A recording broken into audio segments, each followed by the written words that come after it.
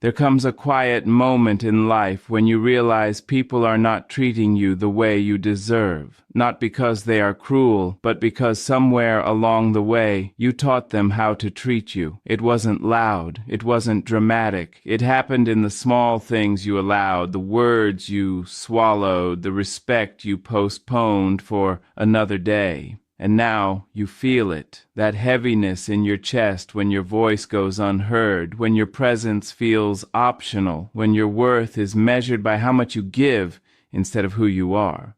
But here's the truth most people never say out loud. Your value is not declared, it is demonstrated. Every day, in every interaction, you are either reinforcing your worth or quietly negotiating it downward. And in the next few moments, you're going to discover something that may shift how people see you forever. Because before this ends, you might recognize one behavior, just one, that has been silently lowering your value without you even knowing it. Listen closely. There is a kind of power in how you carry yourself when no one is clapping, when no one is watching, when no one is praising you. The way you speak about your time tells people whether it is precious or disposable. If you constantly make yourself available, bending, adjusting, shrinking to fit into everyone else's schedule, you teach the world that your time is not sacred. But when you begin to pause, to choose, to say not now without guilt, something shifts. People start to notice. They begin to understand that access to you is not automatic. It is earned. And then there is the way you respond to disrespect. Not every battle needs your voice, but every moment teaches a lesson. When you laugh off what hurts you, when you excuse what diminishes you, you send a message that your boundaries are flexible, negotiable, optional. But when you stand still in your truth, even quietly, you create a line that others learn not to cross.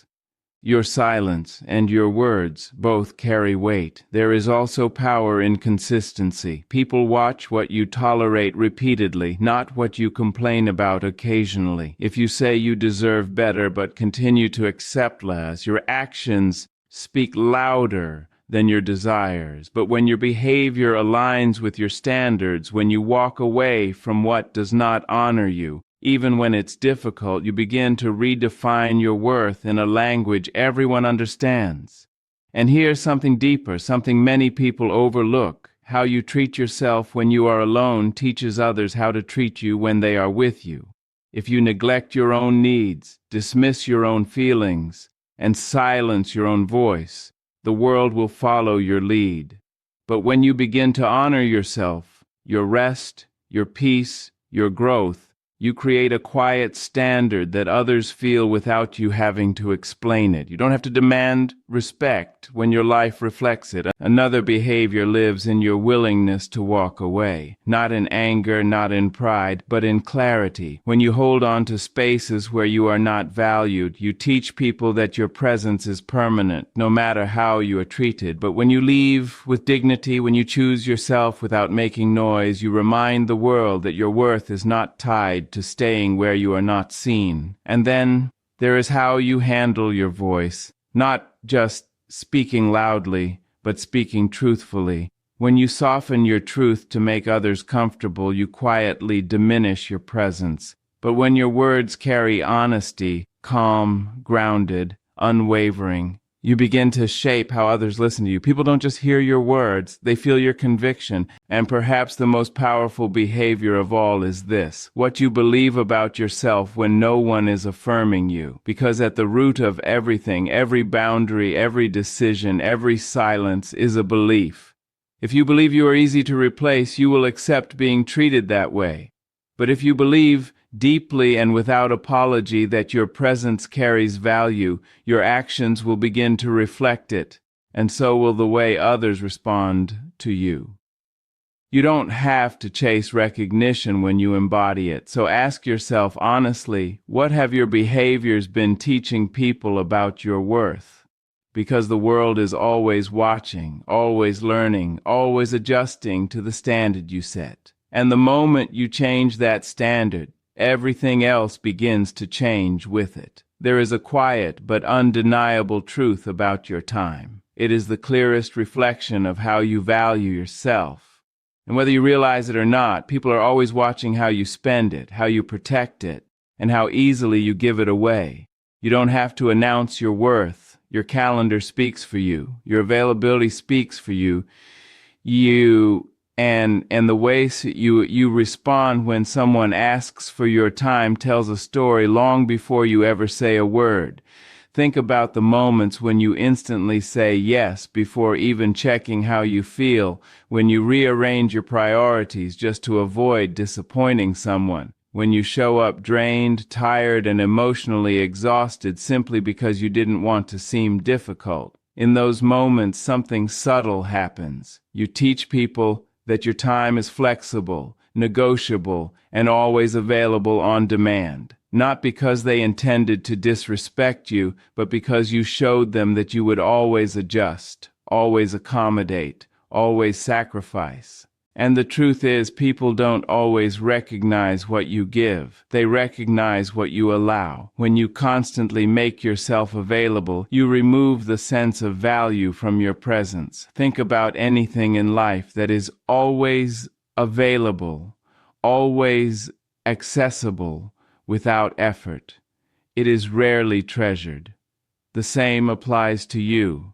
If people can reach you at any moment, if they know you will always say yes, if they feel that your time comes with no boundaries, they begin to treat it as something ordinary.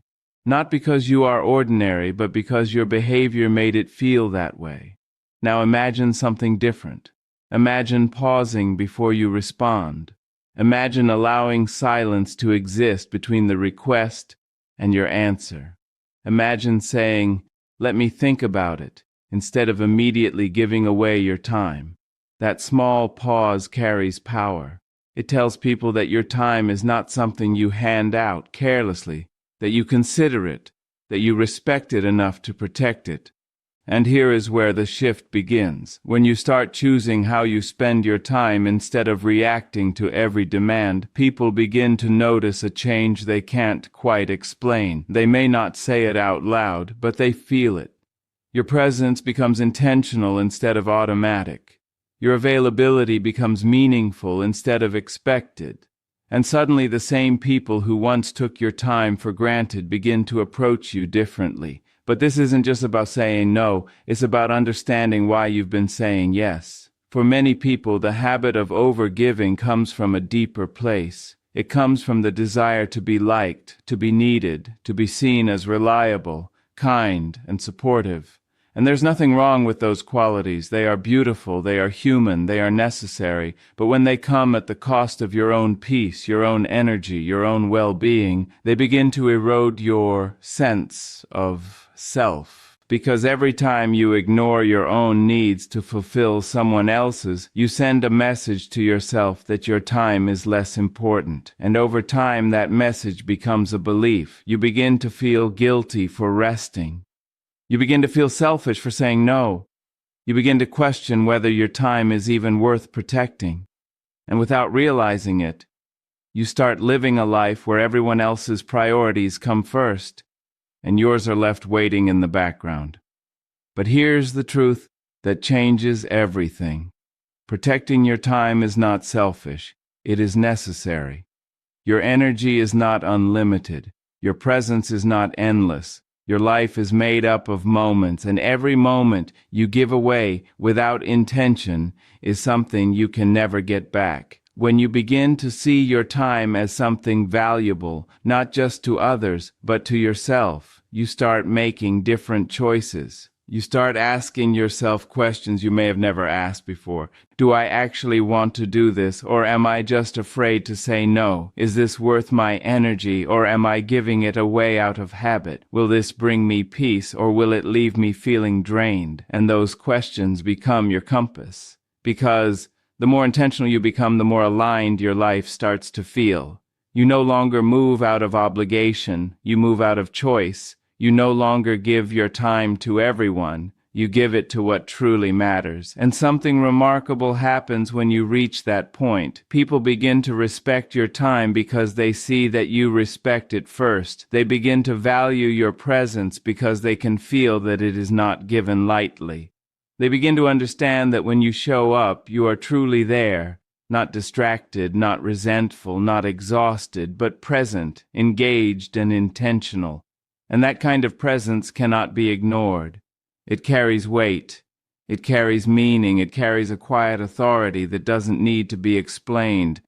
But this transformation doesn't happen overnight. It begins with small, uncomfortable moments. The first time you say no when you would have said yes. The first time you choose rest over obligation. The first time you prioritize your own needs without apologizing for it. And yes, it will feel unfamiliar at first. You may worry about how people will react. You may fear disappointing others. You may even question yourself. But those feelings are part of the process. They're signs that you are stepping out of old patterns and into a new way of living. Because every boundary you set is a lesson you teach. Every time you choose your time with intention, you redefine your worth. Every moment you protect your energy, you strengthen your sense of self. And slowly, quietly, without needing to announce it, you begin to change the way the world interacts with you. Not through force, not through confrontation, but through consistency. Because people may not always listen to what you say, but they will always respond to what you do. And when your actions show that your time is valuable, that your presence is intentional, that your energy is not something to be taken lightly, the world adjusts. It always does. But only when you do first. There is a moment, quiet, almost invisible, when someone crosses a line with you, and everything that happens next begins to define how they will treat you from that point forward. It might be a dismissive comment, a joke that cuts a little too deep, a tone that carries disrespect, or an action that makes you feel small. In that moment, you feel it in your body before you even understand it in your mind. A tightening in your chest. A pause in your breath, a voice inside you that whispers, "That wasn't right." And what you do in that moment teaches everything.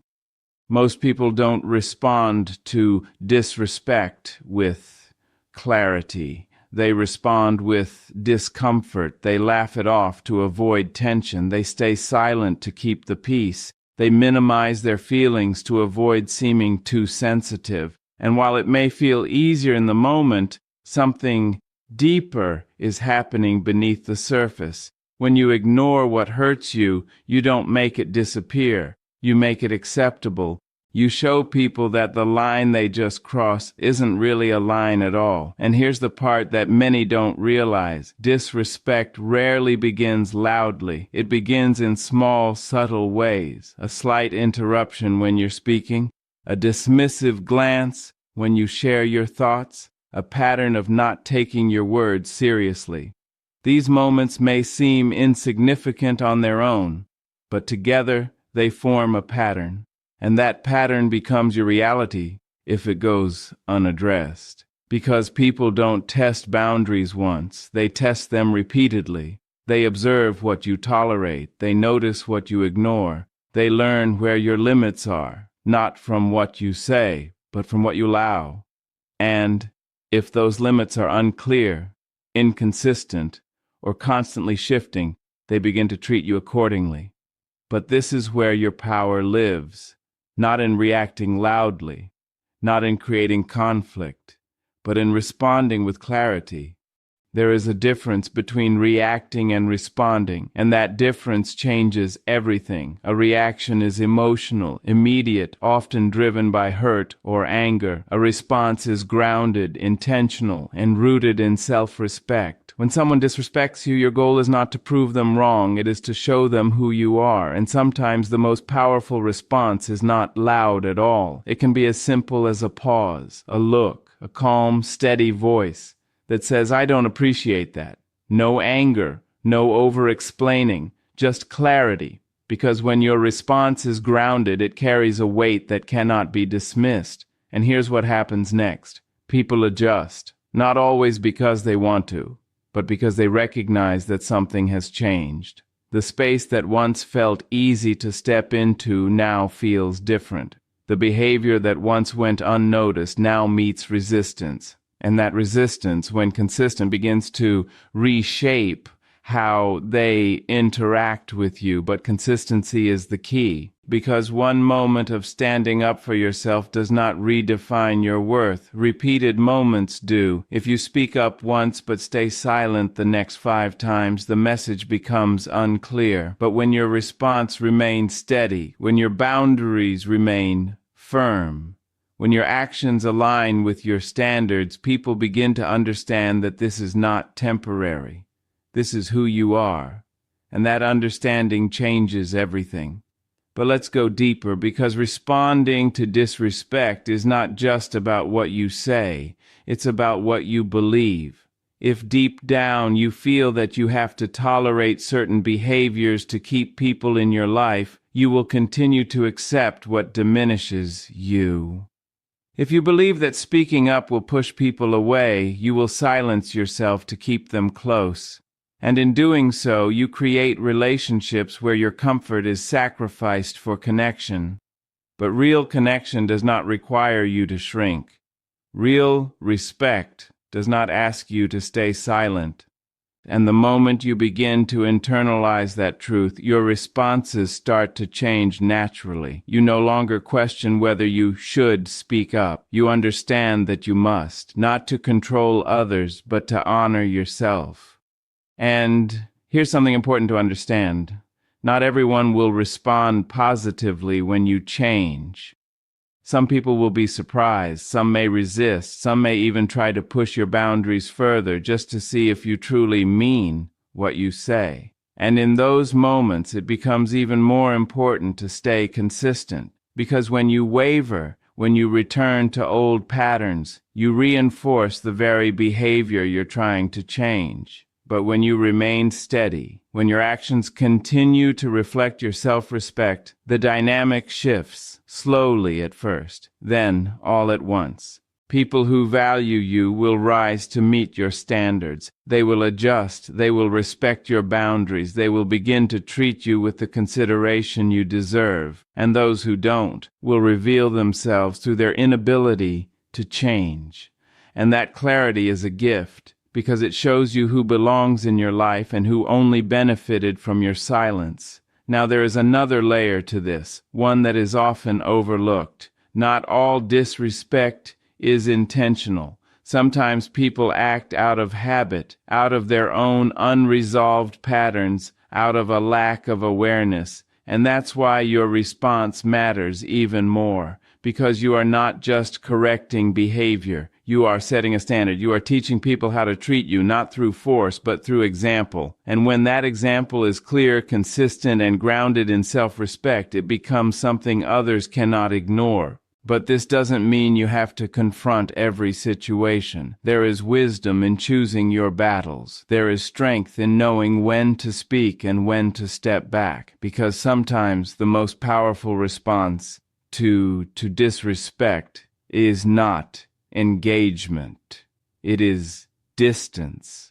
When someone repeatedly crosses your boundaries despite your clarity, despite your consistency, despite your effort to communicate, the message becomes clear. They are not willing to respect you. And in those moments, your silence becomes a decision, not a fear. You choose not to engage. You choose not to explain. You choose to step away, not because you lack the words, but because you understand your worth. And the kind of silence speaks louder than anything you could say, because it shows that your self-respect is not negotiable. It shows that your presence is not guaranteed. It shows that access to you comes with a standard, and that standard will not be lowered for the sake of comfort, familiarity, or fear of loss. And this is where everything begins to shift, because the way you respond to disrespect does more than protect your boundaries. It reshapes your identity. You begin to see yourself differently, stronger, clearer, more grounded. You begin to trust your voice, trust your instincts, trust your ability to stand in your truth. And that internal shift reflects outward. in your posture, in your tone, in your presence. People feel it before you even speak. They recognize that something is different, that you are no longer the person who tolerates what hurts you, that you are no longer the person who stays silent to keep the peace, that you are someone who understands your worth and is willing to protect it. And once that message is clear, it becomes the standard by which everything else is measured. Every interaction, every conversation, every relationship. Because the way you respond in those quiet, uncomfortable moments teaches people exactly how far they can go with you and exactly where they must stop.